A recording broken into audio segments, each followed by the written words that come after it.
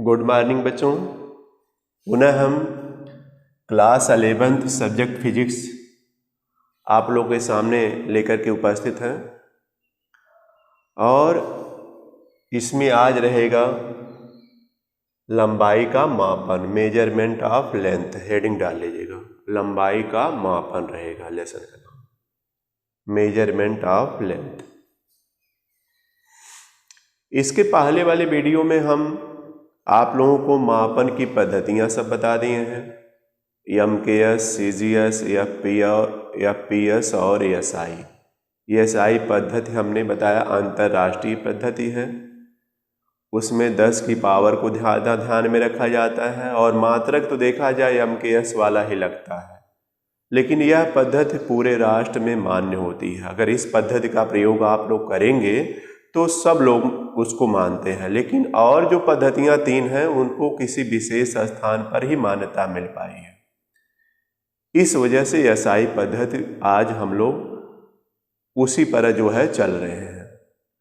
तो चलिए देखिए, लंबाई का मापन आ गया, मेजरमेंट ऑफ लेंथ। देखिए आप लोग दैनिक जीवन में तो बहुत सी लंबाई नापते हैं, कमरे की लंबाई नाप लेते हैं, कपड़े की लंबाई नाप लेते हैं, सड़क पर एक स्थान से दूसरे स्थान तक दूरी नाप लेते हैं। यहाँ तक कि पृथ्वी से आकाशीय पिंड जो चंद्रमा तारे हैं उनके बीच की दूरी नाप लेते हैं, 2 तारों के बीच की दूरी नाप लेते हैं। तो नापते तो बहुत सारी दूरियां हैं, उसमें कुछ दूरियां छोटी भी होती हैं, अत्यंत छोटी होती हैं समझिए, और कुछ बड़ी भी दूरियां हैं। जैसे अत्यंत छोटी दूरियों में जैसे जीवाणु कोई है या विषाणु है या परमाणु का आकार हुआ, यह देखा जाए तो अत्यंत सूक्ष्म दूरियां हैं जिसको आप तो आंख से देख ही नहीं पाते हैं। इन परमाणु को आंख से आप देखेंगे नहीं, सूक्ष्मदर्शी का प्रयोग करेंगे। जीवाणु या विषाणु को आंख से नहीं देख पाएंगे, सूक्ष्मदर्शी का प्रयोग करेंगे। अब बताएं, सूक्ष्मदर्शी द्वारा उसका आकार देख पाएंगे और नग्न आंखों से नहीं देख पाएंगे, तो इसी से विचार आप लोग कर लीजिए कितना छोटी यह है दूरियां। लेकिन फिर भी इसका मापन होता है, उसके लिए इस समय जो चल रही है सुरंगन सूक्ष्मदर्शी का प्रयोग करके उसकी दूरियों को नापा जाता है। इस समय सुरंगन सूक्ष्मदर्शी है उसका नाम दिया हुआ, आजकल जो चल रहा है। और यह सब तो सूक्ष्मदर्शी के बारे में आप लोगों को क्लास 10th में मिला होगा।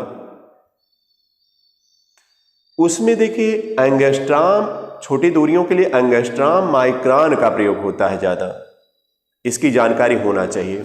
जैसे 1 एंगस्ट्रॉम को इस तरह दिखाते हैं, 10 की पावर -10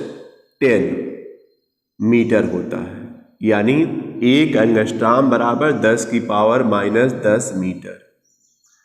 इसी तरह 1 माइक्रोन का यह प्रयोग हुआ है, 10 की पावर -6 मीटर होता है। यहीं पर अथवा करके लिखवा देते हैं। और अगर इसी पूछा जाए 1 मीटर बराबर कितना एंगस्ट्रॉम हो जाएगा, तो 10 की पावर यह +10 हो जाएगा। अगर इधर जाए तो एंगस्ट्रॉम हो जाएगा। यही जानिए, इसको भी 1 मीटर = अगर निकाला जाए तो 10 की पावर यह 6 हो जाएगा, माइक्रोन हो जाएगा। यह दोनों क्वेश्चन बार बार आपसे लोग पूछते भी हैं, एग्जाम भी आता है। और यह देखिए अत्यंत छोटी दूरी है, 10 की पावर -10 का मतलब यही हुआ, देखिए 10 की पावर -10 का मतलब यही हुआ 1/10 की पावर 10। और इसको जब सॉल्व करिएगा तो 1/1 के आगे 10 जीरो लगेगा, इस तरह 10 जीरो लगा दीजिएगा, यानी 1 2 3 4 5 6 7 8 9 10, यानी 10 जीरो लगाएगा और आ जाएगा इसका जवाब 0.00।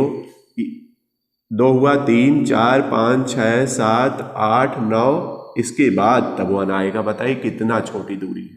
इस तरह इसको अगर देखा जाए तो है, लेकिन हमने बताया SI पद्धति आज चल रही है, तो 10 की पावर को ध्यान में रख करके इसका जवाब दिया जाता है, इसलिए 10 की पावर को ध्यान में रखा गया है।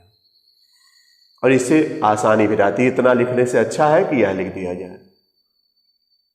तो हमने बता दिया कि आपके जीवन में कुछ बहुत छोटी दूरियां भी हैं और कुछ बड़ी दूरियां भी हैं।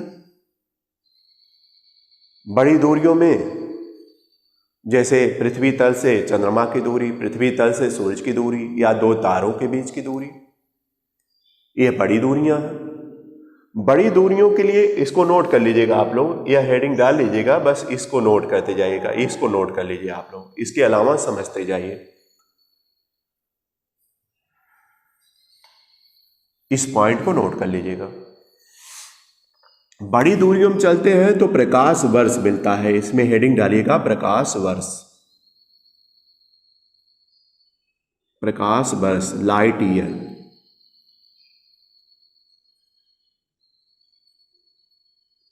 प्रकाश वर्ष हेडिंग डालिएगा। ये ध्यान रखिएगा, पॉलिटेक्निक के एग्जाम में या और एग्जामों में यह पूछा जाता है, यही आता है ज्यादा, प्रकाश वर्ष किसका मात्रक है? तो जवाब रहेगा प्रकाश वर्ष दूरी का मात्रक है। बड़ी दूरी के मापन के लिए प्रकाश वर्ष का प्रयोग किया जाता है। तो आप प्रकाश वर्ष हेडिंग डालिए, पहले इसमें लिख लीजिएगा, बड़ी दूरियों का मापन प्रकाश वर्ष से किया जाता है।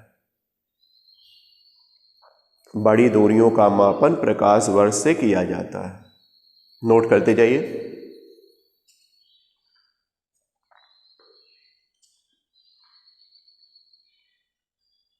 हो गया होगा। अब प्रकाश वर्ष की परिभाषा लिख लीजिए, लिखिएगा इन्वर्टेड कॉमा में, प्रकाश द्वारा एक वर्ष में चली गई दूरी को, प्रकाश द्वारा एक वर्ष में चली गई दूरी को प्रकाश वर्ष कहते हैं। प्रकाश द्वारा एक वर्ष में चली गई दूरी को प्रकाश वर्ष कहते हैं।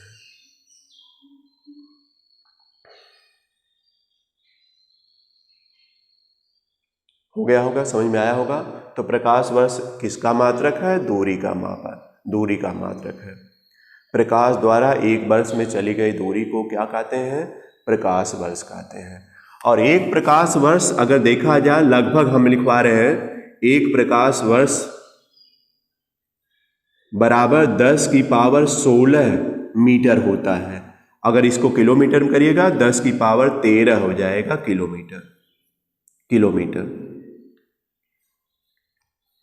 हमने बताया था मीटर से किलोमीटर जब बनाएंगे तो मीटर छोटा है, किलोमीटर बड़ा है, तो 1 किलोमीटर में 1000 होता है, तो 1000 से जब डिवाइड किया जाएगा तो वही 3 हट गया, 3 जीरो इसका हटेगा, 13 आ जाएगा। यह लगभग हम लिखवा रहे हैं, ध्यान रखिएगा, लगभग होता है।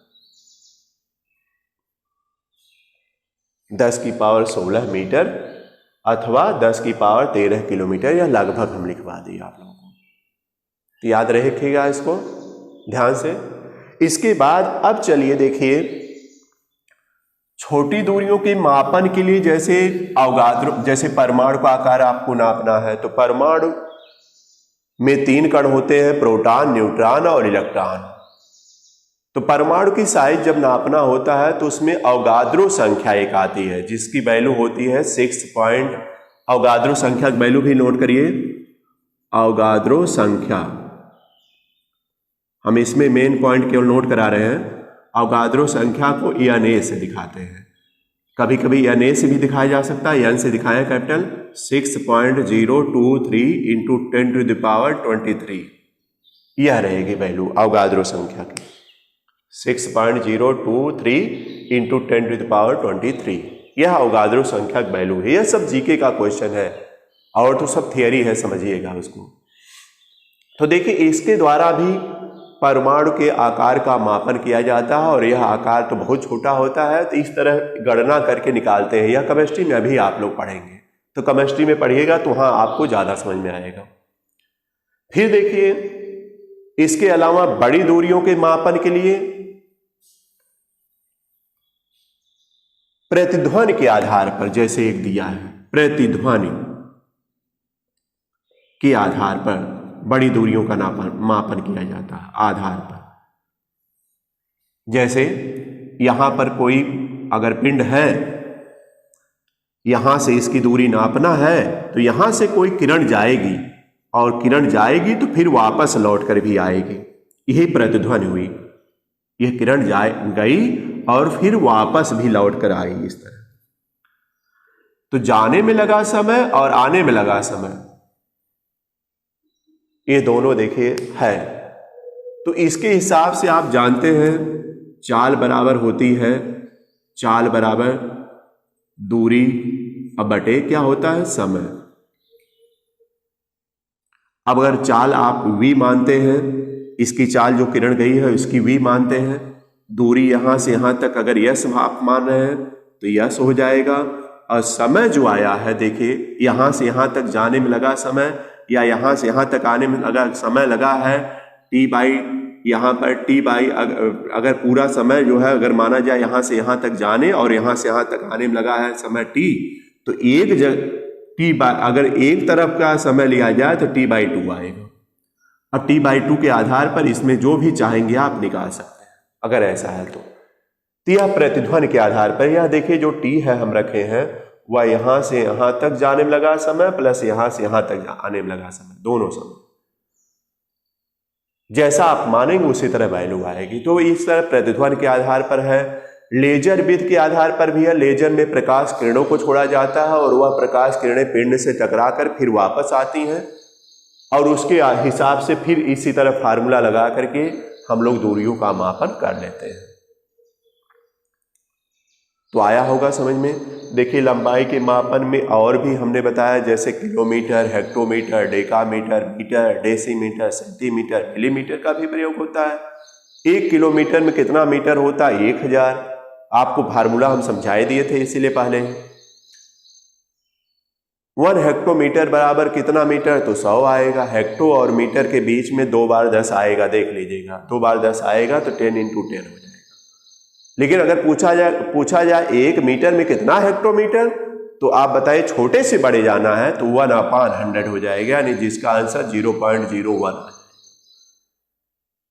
इस तरह हमने देखिए आपको समझाने का प्रयास किया है कि इस तरह इसमें रहेगा और जो मेन पॉइंट है उसको हमने नोट करा दिया है। तो इसमें आप लोग और भी जानकारी रखिएगा जो हमने बताया। अगर अपने से नोट्स कुछ और लिख सकते हैं तो उसमें लिखिएगा, नहीं तो फिर इतना ही रहने दीजिएगा। ये सब जीके का क्वेश्चन हमने बता दिया। तो आया होगा समझ में। आज इतना ही रहने देते हैं, फिर अगली वीडियो में हम लेकर आएंगे लंबाई का भी मापन हुआ, फिर उसी तरह द्रव्यमान का मापन होगा, फिर समय का मापन होगा। यह सब होने के बाद त्रुटि आएगी, एरर जिसको बोलते हैं, उस पर न्यूमेरिकल क्वेश्चन भी आपको मिलेगा, वह भी बताया जाएगा। इसके बाद लेसन समाप्त हो जाएगा। यही इस लेसन में दिया गया है। तो रहने ही देते हैं इतना ही। धन्यवाद।